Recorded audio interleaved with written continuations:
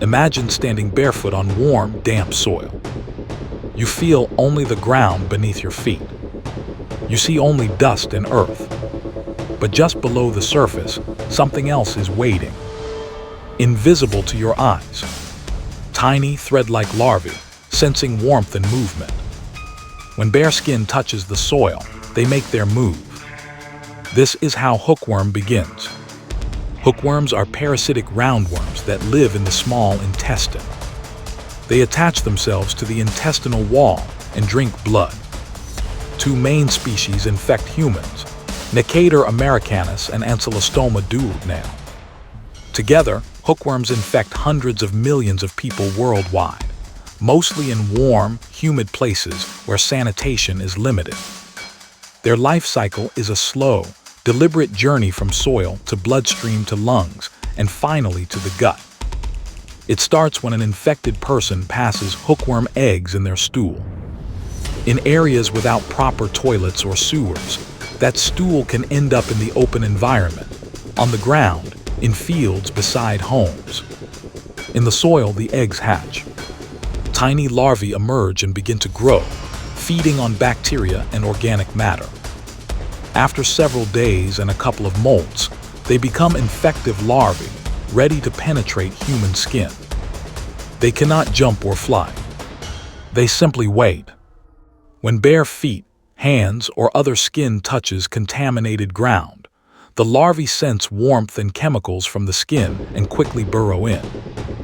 At first, the person may notice an itchy rash at the entry site.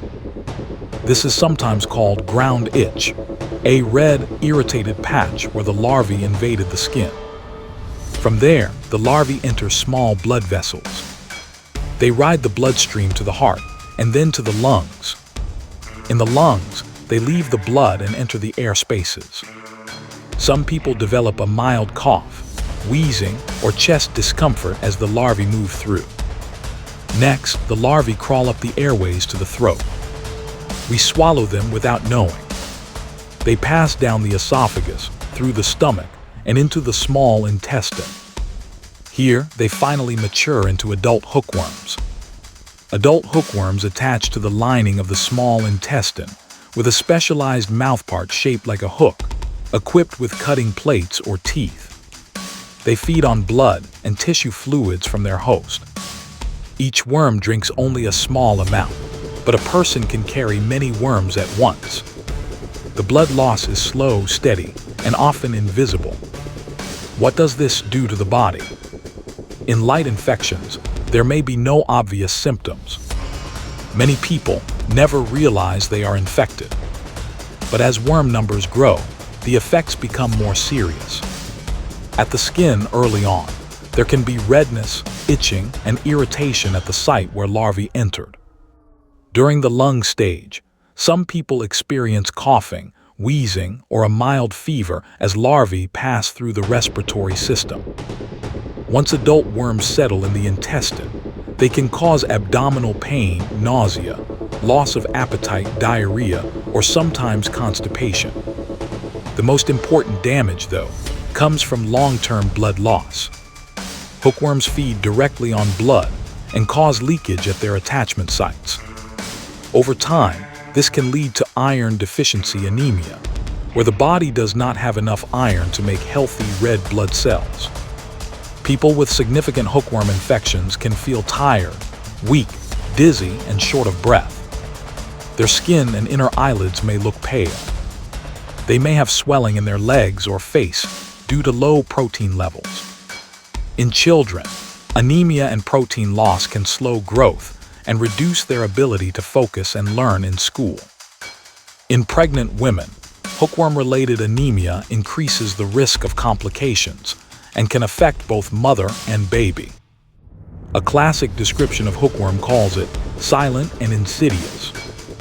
There is rarely a dramatic, sudden crisis. Instead, year after year, the infection quietly drains strength and energy from those who can least afford to lose it. Who is most at risk? Hookworm thrives in warm, moist climates, especially in areas where people lack access to toilets or proper waste disposal. People who often walk barefoot outdoors, work in fields, or live in places where human feces contaminate the soil are at particular risk. Children who play on the ground and rarely wear shoes are especially vulnerable. Diagnosing hookworm usually involves examining a stool sample under a microscope to look for hookworm eggs. The infection can be treated.